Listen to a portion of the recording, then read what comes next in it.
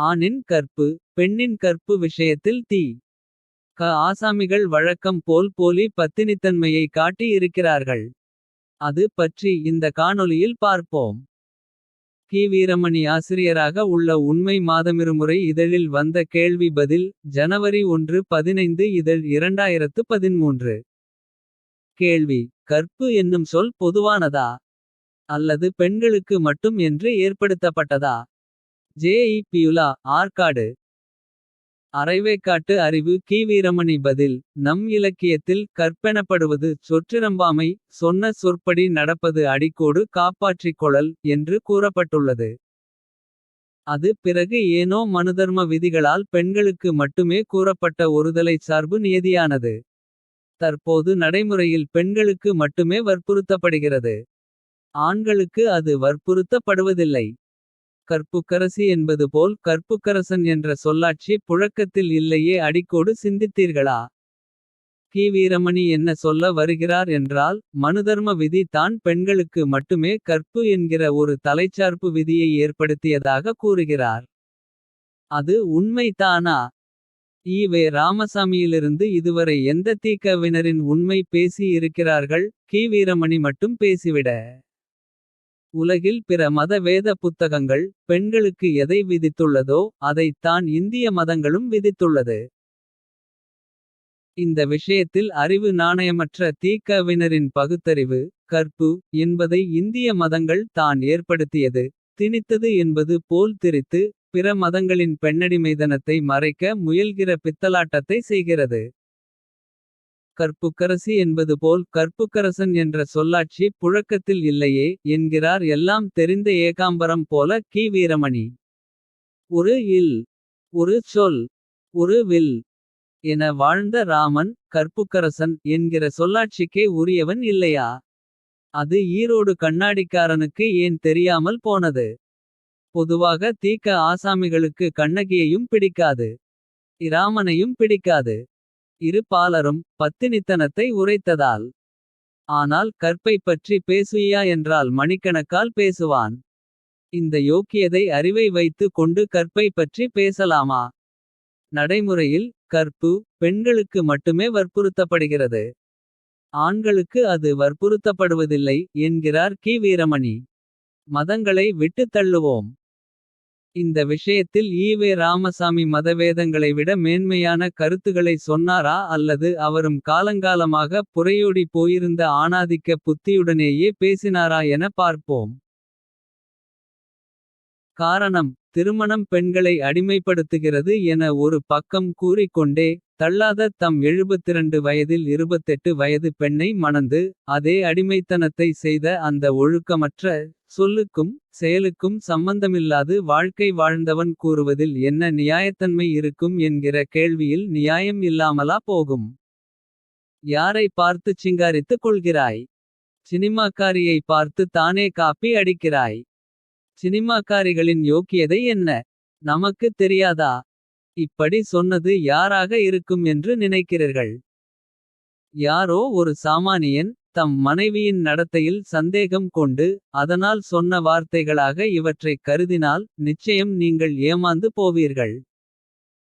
காரணம்: சொன்னது ஊருக்குள் மிக மிக பெரிய மனிதர் என போற்றப்படும் ஈ.வே. ராமசாமி தான் அவ்வாறாக கூறியது.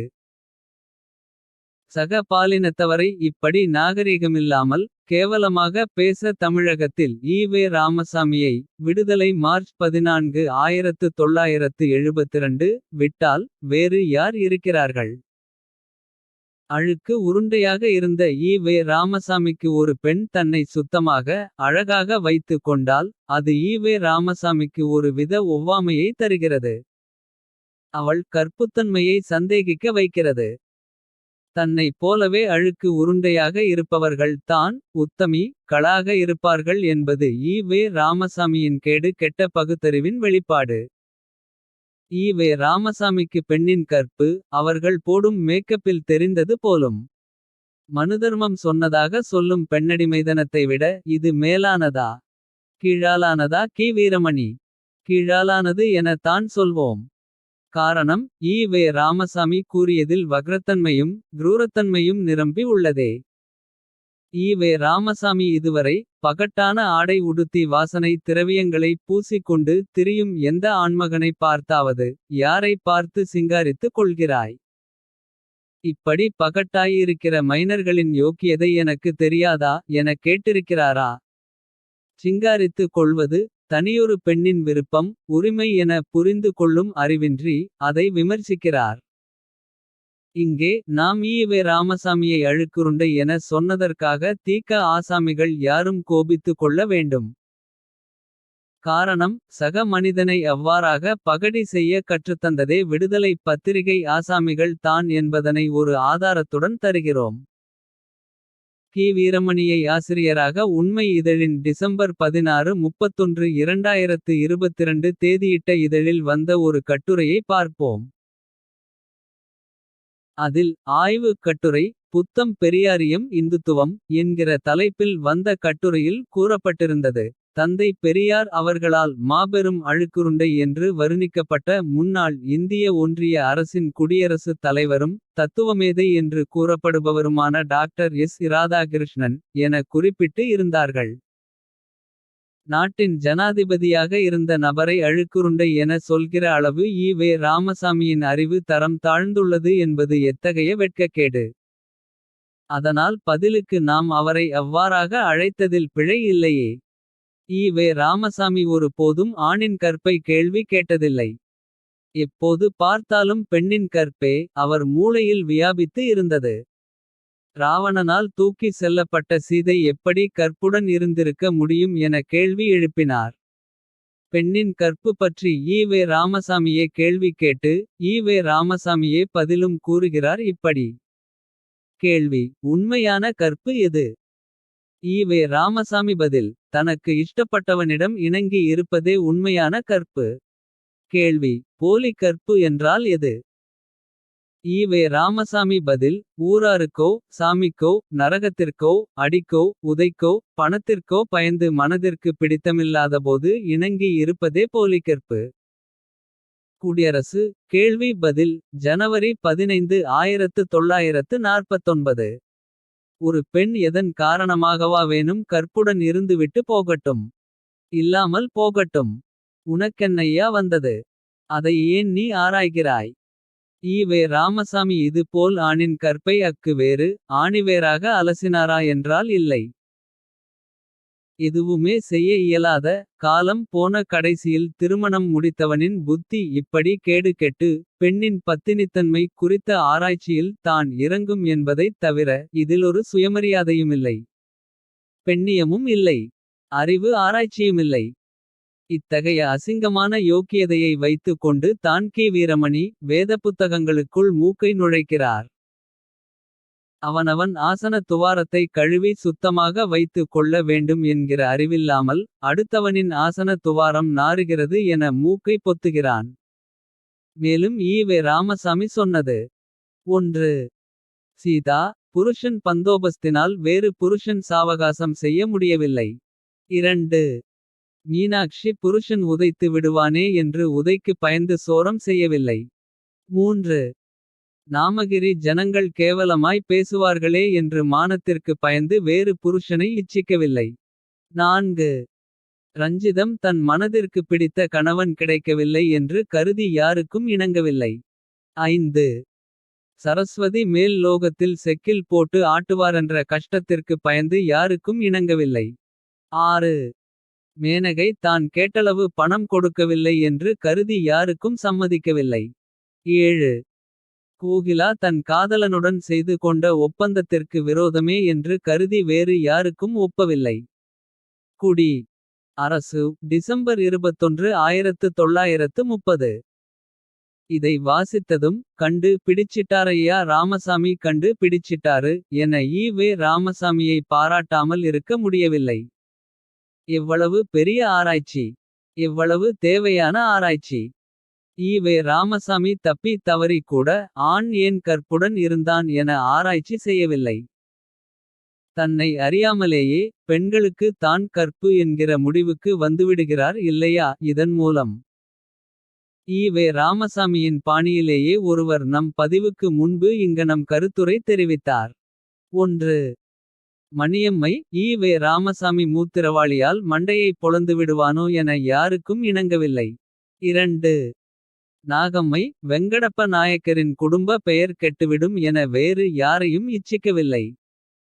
நாம் அதற்கு அவரை கண்டித்து அவ்வாறெல்லாம் ஈ. ராமசாமியைப் போல் தரங்கெட்டு பேசக்கூடாது என கமெண்ட் போட்டவரை கண்டித்தோம். யாராக இருந்தாலும் எதிரியாகவே இருந்தாலும் அவர் தம் வீட்டு பெண்களை இழிவு செய்யாமல் இருப்பது தமிழன் நாகரீகம். திராவிட நாகரிகம் எப்படியும் இருந்துவிட்டு போகட்டும். எந்த நேரமும் பெண்கள் அவர்களின் பத்தினித்தன்மை கற்பு என நோட்டம் விடுவதே ஈ. ராமசாமியின் கூடுதல் வேலையாக இருந்திருக்கிறது. கேட்டால் பகுத்தறிவாம். இந்த விஷயத்தில் ஈ. ராமசாமியை ஒரு பழுதுபட்ட அறிவுள்ளவர் என தான் சொல்ல வேண்டும். இல்லையென்றால் பெண்களின் கற்பை வைத்து இத்தனை கேடு கெட்ட ஆராய்ச்சி ஏன் செய்கிறார். அவரைப் போன்ற அறிவுள்ள ஒருவன் தான் வேத புத்தகங்களிலும் பெண்ணடிமைதனத்தை வலியுறுத்தி இருக்க வேண்டும். ஒரு அயோக்கியன் இன்னொருவனை அயோக்கியன் என சொல்வது போல் தான் உள்ளது கற்பு பற்றி கி. வீரமணி தந்த பதில். பயந்தாங்கொள்ளி தி.க. ஆசாமிகள் மதம் குறித்து பேசினாலும் சரி கற்பு பற்றி பேசினாலும் அதிலென்ன உண்மை இருக்கும். சொல்லும் விஷயத்தில் கோழைத்தனம் தானே இருக்கும். நீ பகுத்தறிவாதி என சொல்லிக் கொள். பெண்ணியவாதி எனவும் சொல்லிக் கொள். ஆனால் அதற்கு முன் எதையும் மதப்பாகுபாடின்றி நேர்மையாக விமர்சிக்க கற்றுக்கொள். கிறித்தவ மத போதகர் மோகன் சி. லாசரஸ் ஒரு கூட்டத்தில் பேசியது. மனைவிகளே கர்த்தருக்கு கீழ்ப்படிதல் போல் சொந்த புருஷர்களுக்கு கீழ்ப்படியுங்கள். அது தான் மனைவியின் பரிசுத்தம். நீங்கள் மணிக்கணக்காக 2 மணி நேரம் ஜெபம் செய்து 4 மணி நேரம் பைபிள் வாசித்து ஆண்டவருக்கு காணிக்கை கொடுத்து வீட்டிலிருக்கிற புருஷருக்கு கீழ்ப்படியாவிட்டால் நீங்கள் பரிசுத்தத்தில் குறைவுள்ளவர்கள் என்று அர்த்தம். வீட்டிலிருக்கிற புருஷருக்கு கீழ்ப்படிய வேண்டும். புருஷர் தலையாய் இருக்கிறார் என்று வசனம் சொல்லுகிறது. என் புருஷன் என்னுடைய சொல்லை தான் கேட்க வேண்டும் என சொல்லிக் கொண்டிருந்தால் பரிசுத்த குழைச்சலான குடும்பம் நடத்துகிறீர்கள். ஒரு குடும்பம் என்றால் ஆண்டவர் இப்படி தான் இருக்க வேண்டும் என்று சொல்லிக் கொடுத்திருக்கிறார். மனைவி புருஷனுக்கு கீழ்ப்படிந்து இருக்க வேண்டும். எதிர்த்து பேசக்கூடாது. மனைவி புருஷன் மீது அதிகாரம் செலுத்தக்கூடாது. மனைவி புருஷனை கேவலப்படுத்தி விடக்கூடாது. கீழ்ப்படிந்திருக்க வேண்டும். கீழ்ப்படிதல் என்பது அடிமைத்தனமல்ல. சிலர் தவறாக நினைக்கிறார்கள். அது அடிமைத்தனம் பெண்ணடிமைத்தனம் என. அப்படி கிடையாது. கீழ்ப்படிவது தான் பெண்களுக்கு அழகு என்று வேதம் சொல்லுகிறது. வேதத்தில் எந்த இடத்திலும் புருஷனுக்கு மனைவி அடிமை என சொல்லவில்லை. கீழ்ப்படிதல ஒரு அற்புதமான சுபாவம். அழகு. அதை செய்வீர்களா. அந்த அழகு உங்கள் வீட்டில் இருக்கிறதா. அந்த மாதிரி பரிசுத்தம் உங்கள் குடும்பத்திற்குள் இருக்கிறதா என முடிக்கிறார். எவ்வளவு அழகாக மண்டை மூளைக்குள் பெண்ணடிமைத்தனத்தை திணிக்கிறார். கண்டுங்காணாமல் உள்ளது தி.க. ஆசாமிகளின் பெண்ணிய அறிவு. யாரிடம் பகுத்தறிவை காட்ட வேண்டுமோ அவனிடம் பகுத்தறிவை காட்டாமல் பெட்டிக்குள் பூட்டி வைத்து கொள்கிறான் தி.க. ஆசாமி. இவர்களை அச்சப் பேர்வழிகள் என சொன்னால் என்ன தவறிருக்கும். ஒருவன் எந்த தகுதியும் இல்லாமல் ஒன்றுக்கு ஆசைப்படுவதும். தி.க. ஆசாமிகள் எந்த யோக்கியதையும் இல்லாமல் சகட்டு மேனிக்கு சகலரையும் விமர்சிப்பதும் ஒன்று தான்.